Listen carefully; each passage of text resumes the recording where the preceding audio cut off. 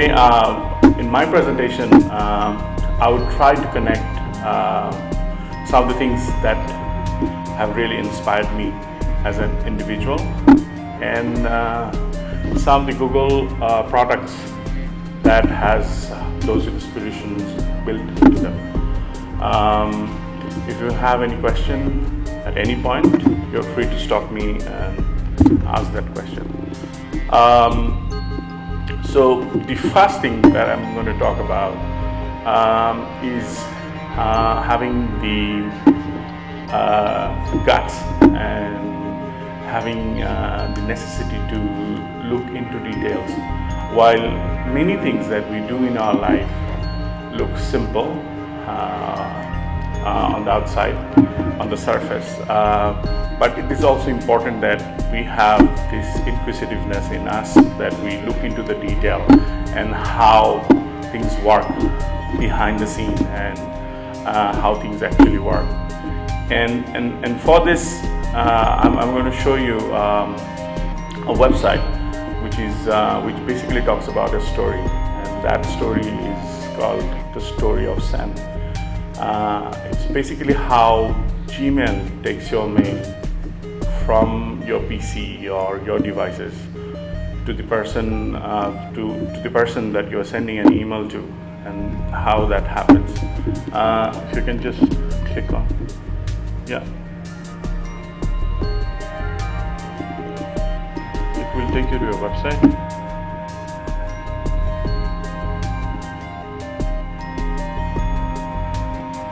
Arrow on the right. Yeah. So it basically goes out of your living room or your study, goes to the cable to your ISP, and your ISP basically hands it over to Google. You can click on the right again, and your goes to the underground cables. Yeah, travels the whole world, and arrives at Google's data center. Before that, Google basically scans and secures your mail. Click again. And it enters Google's data center, which is high-tech, heavily, so this is the data center where all the data is kept and processed, and it's one of the most green environment that Google has across the offices. And guess what? They get to wear shorts and t-shirts to the office because the temperature in the data center could be quite significantly high, and they just want to keep it cool as cool as possible. And that's why employees are allowed to wear shorts to their office. Yeah, good point. And from the data centers to servers where your mails are basically routed to the destination. Yes, again.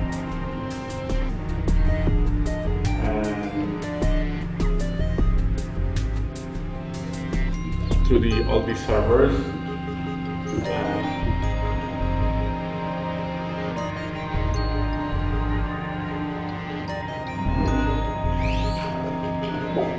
all the mails are scanned for viruses, filtered for spam, and then sent out of Google.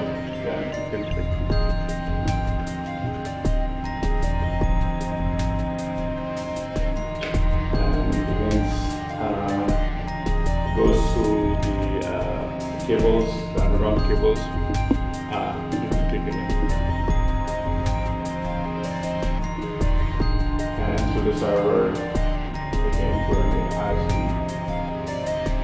to the tower, and into the recipient's device. So this is the story of how your mail travels through the world to the destination. On the outside, it looks very simple, and it takes nanoseconds for the mails to travel. But this is the story behind your mails, your emails that you keep on sending all over the world.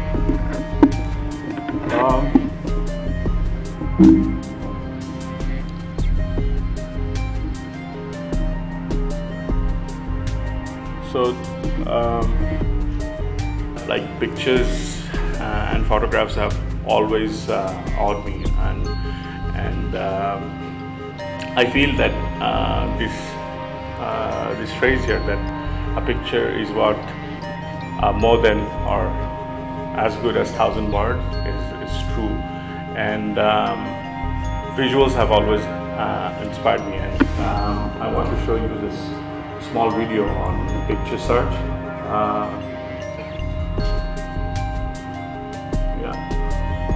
If a picture is worth 1,000 words, wouldn't it be great if you could use an image to search your Make sure you have a question and answer section, like any questions or any questions. Thank you. Whether your photo is from the web or your last vacation, you can search places, art, and even mysterious creatures with just one picture. And to search by image even faster, use the Chrome or Firefox extension. Now, every image is a jumping off point to explore, examine, and discover. To get started, go to images.google.com and click the camera icon. Okay, there's the story of do you do image search? Okay, alright, good.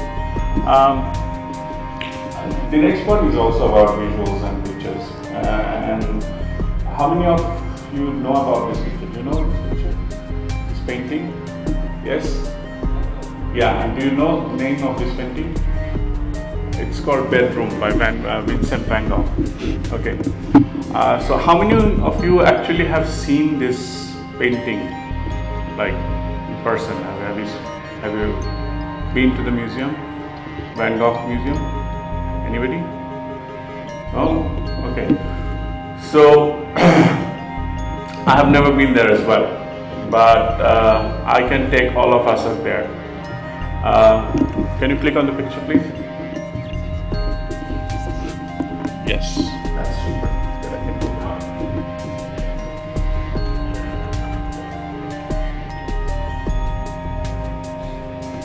And this is Van Gogh gallery.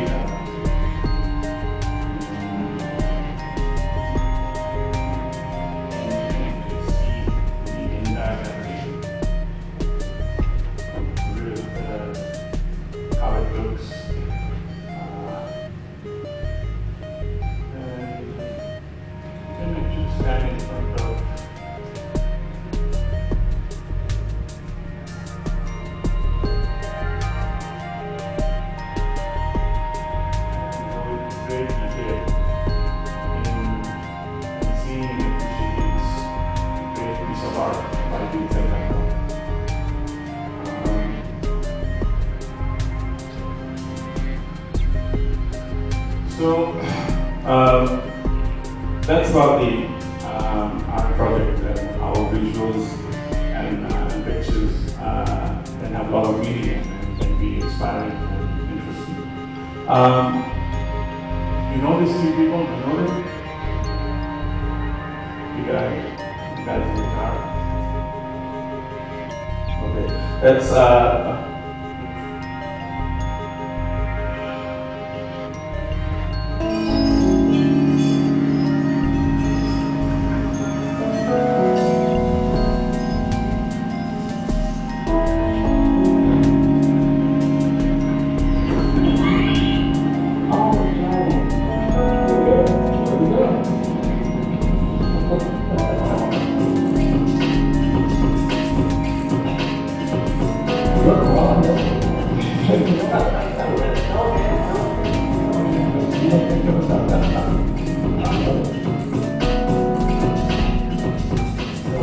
stop sign, using radars and lasers to check and make sure there's nothing coming in the way. That's fine, that's old habits die hard, they don't die. Anybody else for a taco? Yeah. What do you want to do today, Steve? I'm all for talking. All right, well, feel good about it.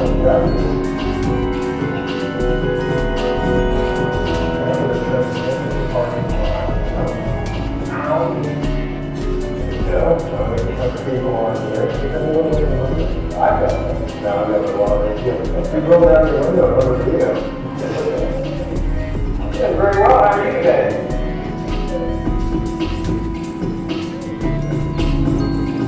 This is some of the best writing I've ever done.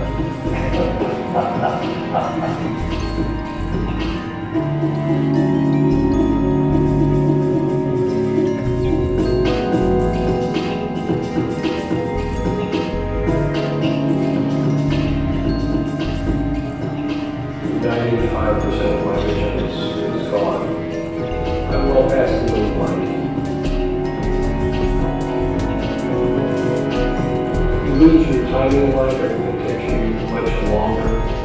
There are some places that you cannot go, there are some things that you really cannot do.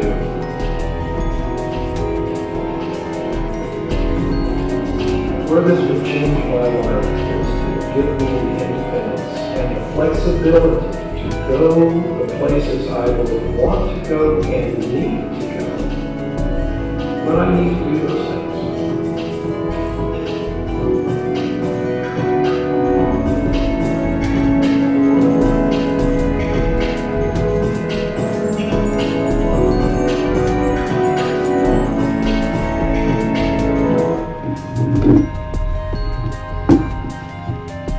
This is something that is just evolving and something big very soon.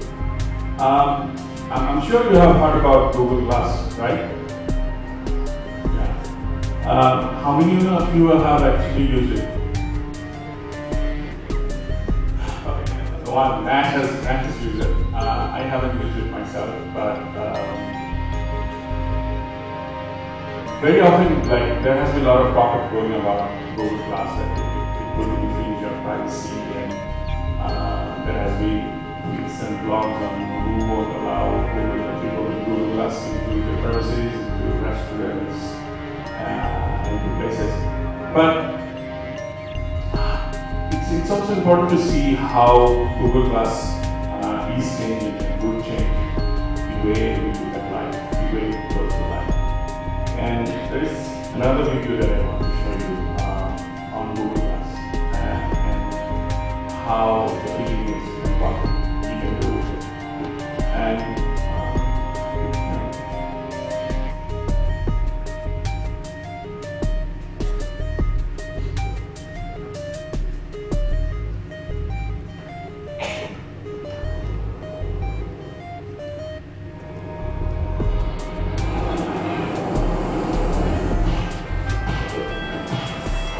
Okay, Glass, record a video.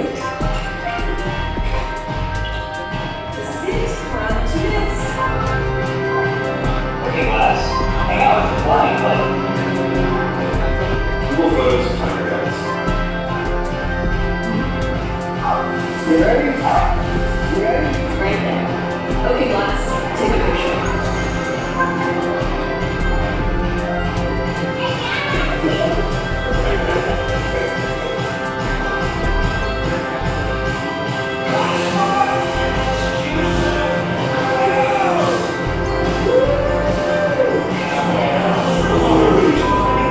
that is awesome.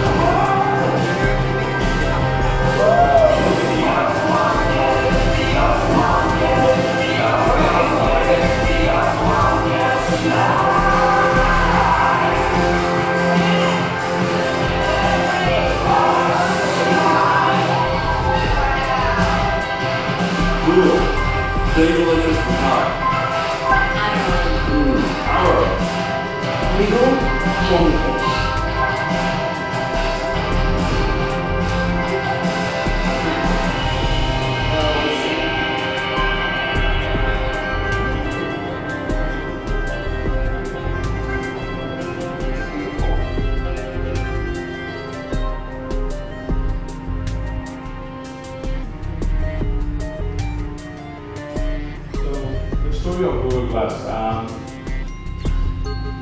It would be in the market around Thanksgiving or early next year. And it would be interesting to see how this latest wearable device change our life in a most significant way. My next slide is about Google Translate. Do you use Google Translate? Yeah, and what do you translate to? French? Yeah. And in your day-to-day work, or what you are traveling, or to impress somebody? Or what? Okay. Do you know how Google Translate? Is there like people translating for you? Definitely not. Very interesting story behind how Google basically managed to translate all of this.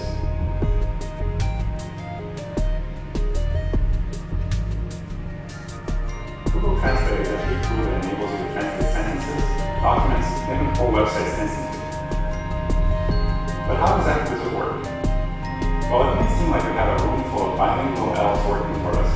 In fact, all of our translations come from computers. These computers use a process called statistical machine translation, which is just a fancy way to say that our computers generate translations based on patterns found in large amounts of text.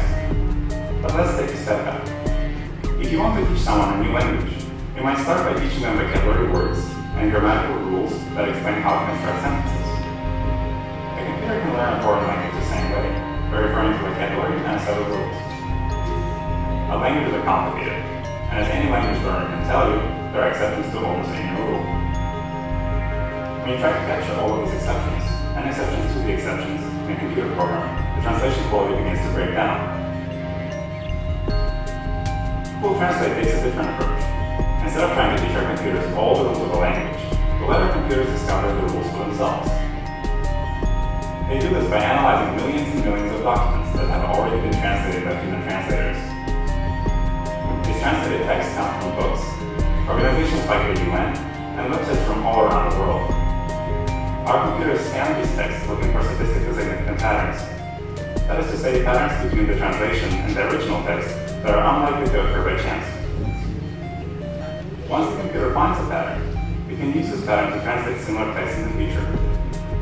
When you repeat this process billions of times, you end up with billions of patterns and one very smart computer program. For some languages, however, we have fewer translated documents available, and therefore fewer patterns in our software have been detected. This is why our translation quality will vary by language and language pair. We know our translations aren't always perfect, but by constantly providing new translated text, we can make our computers smarter and our translations better. So next time you translate a sentence or web page with Google Translate, think about those millions of documents and billions of patterns that ultimately led to your translation. And all of it happening in the blink of an eye. Pretty cool, isn't it?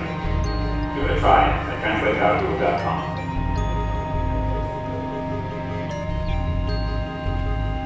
So that's the story behind Translate, how Google Translate what we do today.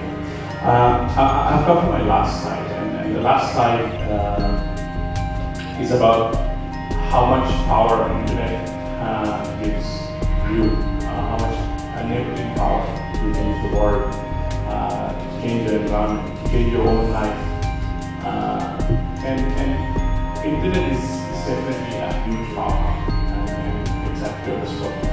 And you can really make an impact with this.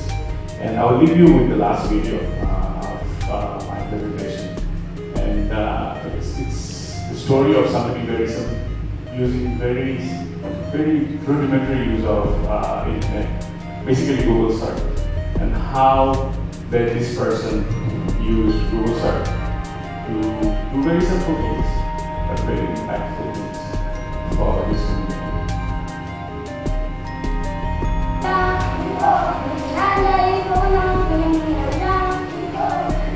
That long ago, I planted a crop of potatoes. Then suddenly this repairing on the area.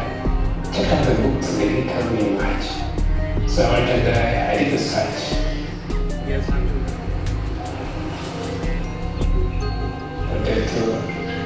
diseases. One of the websites told me that ants could be the problem. It said sprinkle wood ash over plants, then after a few days the ants disappeared. I got excited about the internet. I have this friend really would like to expand his business. So I went into the cyber cafe and we checked out several sites.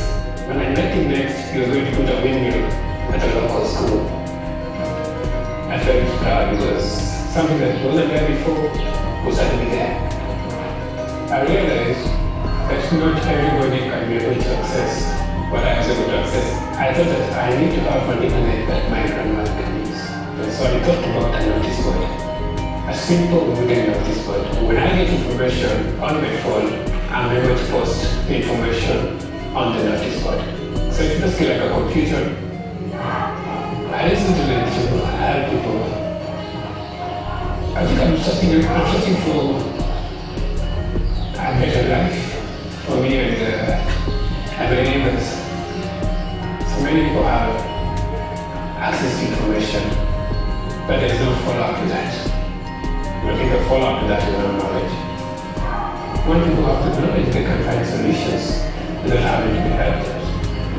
Information is powerful, but it is how we use it that will define us.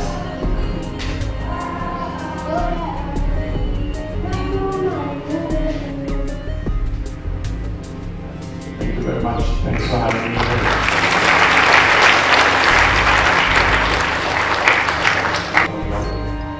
These are not authorized, so we were just here.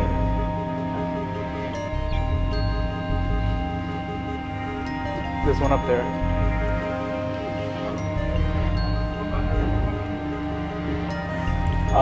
In Mountain View and in US, there are 50 plus.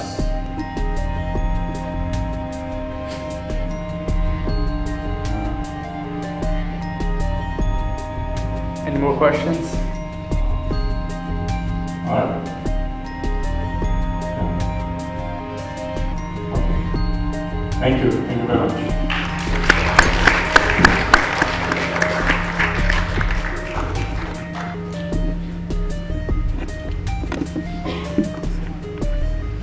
Next we have a small musical performance by Jarif and his band. So can I have all the lights off, please?